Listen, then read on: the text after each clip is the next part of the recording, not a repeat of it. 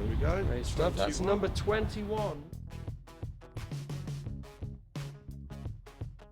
I think the team spirit, the dressing room, being part of the greatest game in the world. You know, obviously preparing for matches and winning games, really. But I think the lads being in the team is the most thing I miss.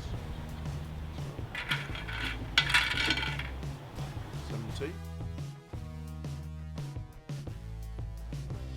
I think when we didn't qualify for the World Cup in 1974 for the World Cup in Germany, we drew with Poland at Wembley 1-1 when we needed to beat them, and their goal was a little bit dodgy. It sort of went underneath me, and I think that that would have been my first World Cup at the right age. I had to wait another 8 years to play my first ever World Cup in '82, so that was a pretty low moment. That Poland game.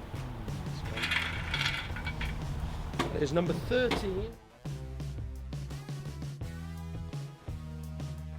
I think I used to play against a player called Brian Deere that played for West Ham very early in my career when Jeff Hurst and Martin Peters played and Bobby Moore, and he was a real character. He was a striker, but he was like a little barrel. He couldn't run more than 5 yards, but he had 2 great feet, and he always scored against me.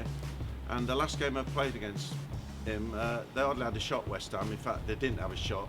We were 1-0 up, should have been 5-0 up. 2 minutes to the end of the game, he turns, hits a shot, I fingertip it onto the post, trickles along, hits the other post, rolls in the net, and as I'm walking off the pitch, I thought I better shake hands with him because he come over with a broad smile on his face, and he said, I think you're putting a bit of weight on, Schultz. I think you'll be out of the England team soon, and it's the first time I ever felt like belting someone on a pitch.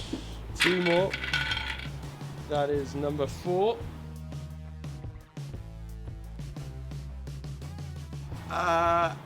I would say Anfield.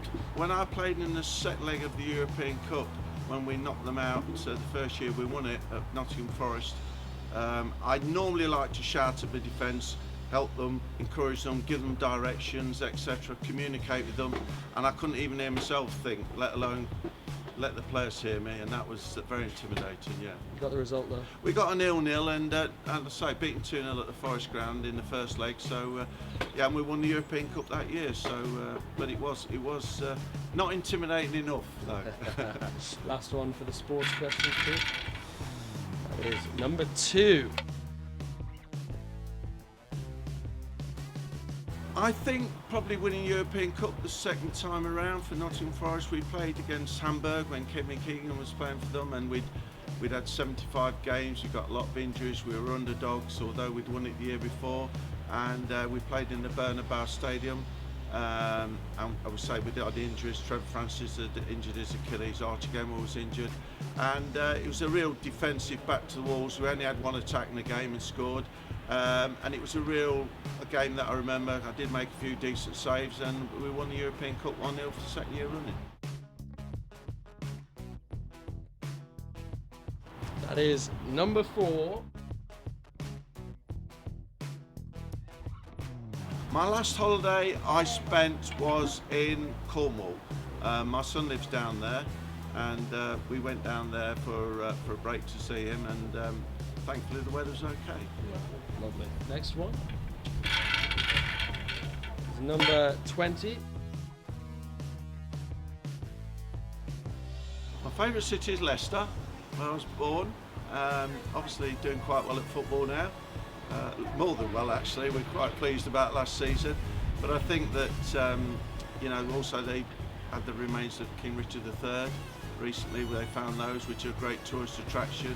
And it's a very cosmopolitan city, so very proud of Leicester at the moment. That is number 12. No, I've got no inclination to read a horoscope. I believe you get what you deserve out of life, and you have your bad luck, but you have your good luck, and I think that evens itself out. 2 more. Number 11.